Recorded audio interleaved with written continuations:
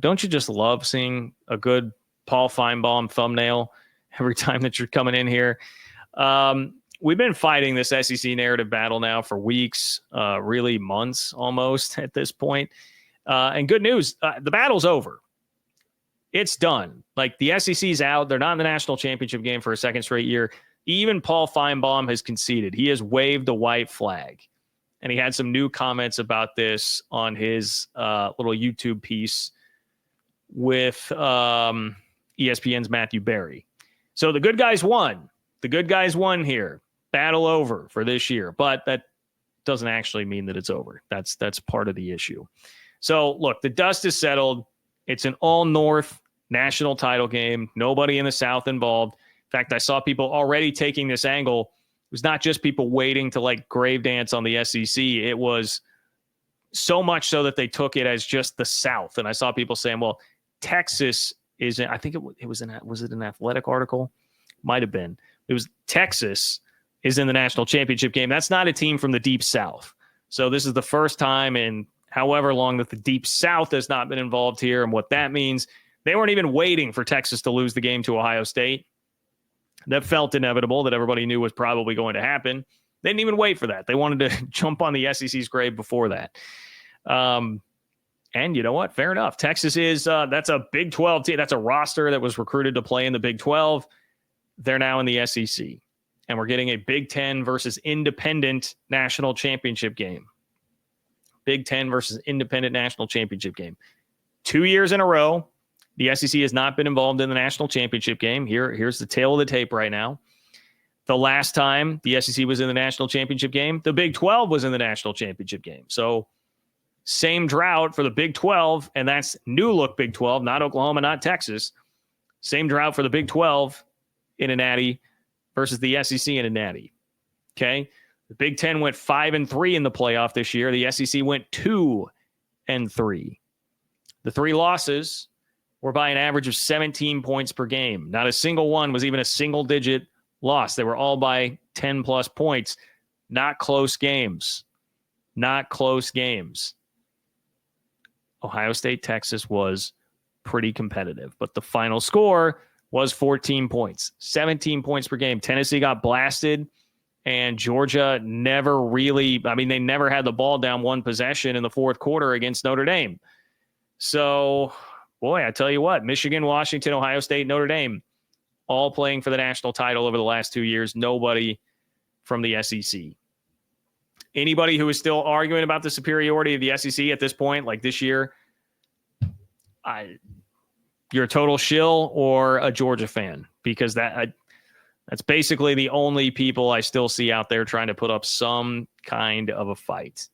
The Georgia stuff is funny. I alluded to that earlier, but of course, Georgia fans will be irate at this because in the old school BCS world, they would have just played a Georgia versus Oregon national championship game. Neither team even made it to the semis. So, I think it's a good thing that we got to play it out the way that we did this year.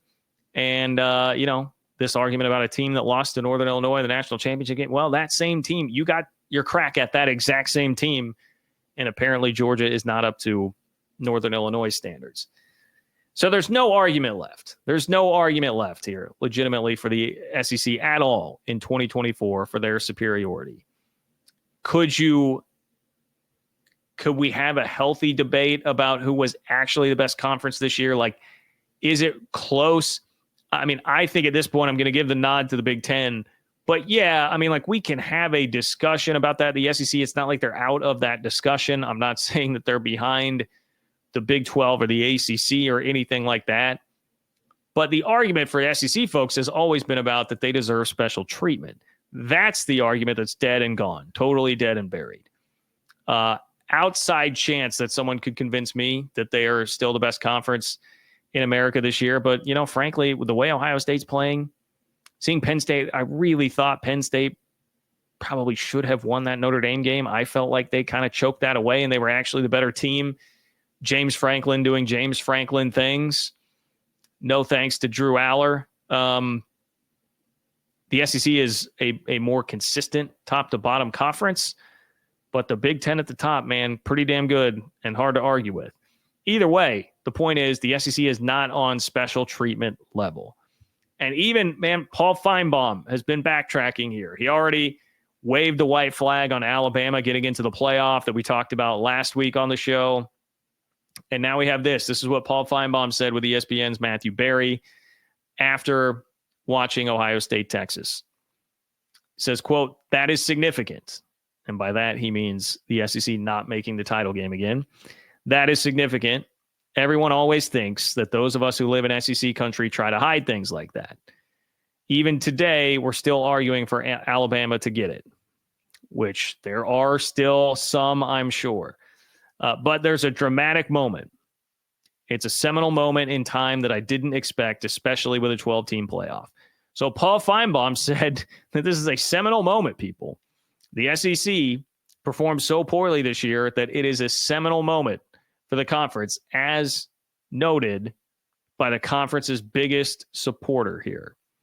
Finebaum went on to also say, "It's really amazing when you think about it. The last time the SEC missed the title game was before Saban. Urban Meyer had just arrived at Florida. Les Miles was about to start roaming the sidelines." Now, I will correct Finebaum here, and I went and listened to this to see if he made mention of it. He did not. Paul, the SEC was not in the national championship game last year either. Okay, let's just clarify that point. So, no, the last time they missed the title game was not before Saban. In fact, it's been back-to-back years. But if you want to go before that, then okay, fine. Urban Meyer had just arrived at Florida. Les Miles was about to start roaming the sidelines. To think that we're in that moment is a cause for a lot of concern, at least in the southern part of the world. So Paul Finebaum called it a seminal moment and said that it's a cause for a lot of concern. If Finebaum is to that point, if Finebaum is saying that, you know the battle is over. The war may not be over, but the battle is over. The SEC reign as far and away the dominant force in college football that deserves everything handed to it on a silver platter and special treatment. That's gone, and it's going to have to be earned back. And we'll see if it will be earned back. I think that will be very interesting.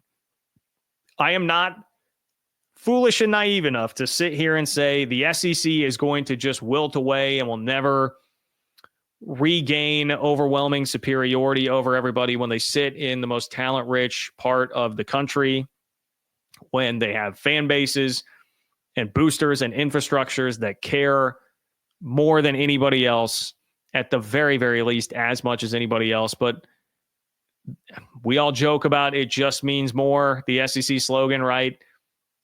It kind of does, and they've been proving it with like brown paper bags full of cash for years. Like, they want to find a way to do this. And you saw how much pain their fans were in this year as their, what they feel like is their birthright, essentially, to be anointed the superior kings of college football, no matter what, was taken away from them. Like, they didn't handle that very well. They're not going to just take that quietly. I can honestly relate a little bit as a Kansas City Chiefs fan, right? I always make the joke, anytime that the Chiefs have lost, which has not been very much lately, not been very often, but anytime they lose, I will make the joke and send out the tweet like, hey, as a red-blooded American citizen living in Kansas City that has started living here in the year 2000, it is my birthright to watch the Kansas City Chiefs win football games. Why is this not happening? I demand to speak to my congressman.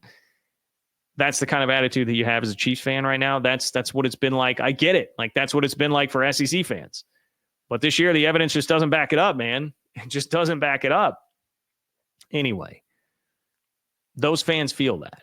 They're going to dig in. They're going to push as hard as they can to fight back, whether that's digging deeper into their pockets, if you're talking about donors, whether that's finding a way around what the system is right now, which we're about to go into this revenue sharing era, which means, and this is, I'm going to get into some of the Ross Dellinger article that I didn't quite have time to get into on the last show, but the new battle will become, how do you supplement the money that's going through actual legitimate revenue sharing to get more money to your players in NIL deals that, as of right now, have to go through this like Deloitte clearinghouse and have to be like legitimate deals. Like it can't just be we're paying you money. It's got to be, you got to go make appearances or sign autographs or whatever. It's got to be like a legitimate deal.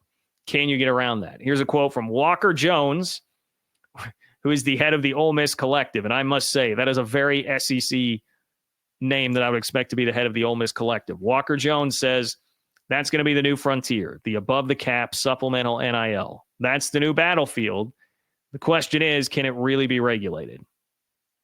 Ross Dellinger goes on to say, to remain competitive, an over-the-cap budget of $3 to $7 million is necessary, some believe.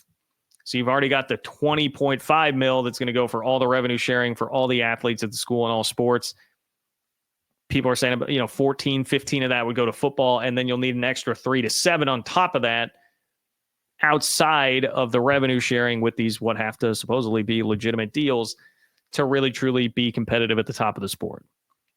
SEC fans are going to do whatever it takes, I promise you, to make that happen. Get rich or die trying, man. That's 50 Cent, the great 50 Cent biopic. Get rich or die trying. The SEC will do that.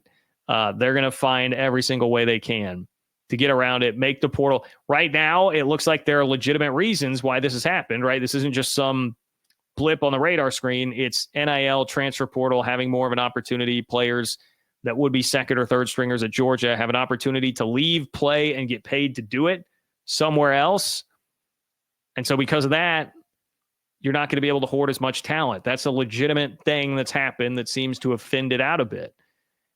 The Big Ten now has, first of all, they don't have to compete with Nick Saban. Nick Saban is out, who's a guy doing a ton of the heavy lifting for the SEC. And now the Big Ten, they may have Ryan Day, who would be the latest national championship winning coach. They've got Dan Lanning, who I think is the best young coach in the game and is on a rocket ship to the top.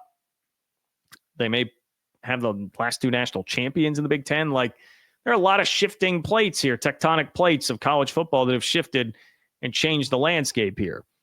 But having said all of that, the SEC will try to figure out how to make this portal NIL era work for them. They're going to do their damnedest.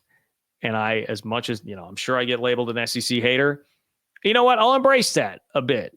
I'm a realist. I understand their place in the college football world. I wouldn't try and tell you that the Big 12 is better than the SEC, but I will try to call out the SEC on its BS when it gets out of hand. But you know what? Call me an SEC hater. That's fine. I also am not dumb enough to sit here and think, well, the SEC is just going to take this lying down and it will always be this way. We'll see. But the battle is over. The war rages. The battle is over. The tale of the 2024 season will be the SEC was a regular conference just like everybody else. It was not head and shoulders above anybody. That's the truth. And that's what we got settled with the Texas loss to Ohio State.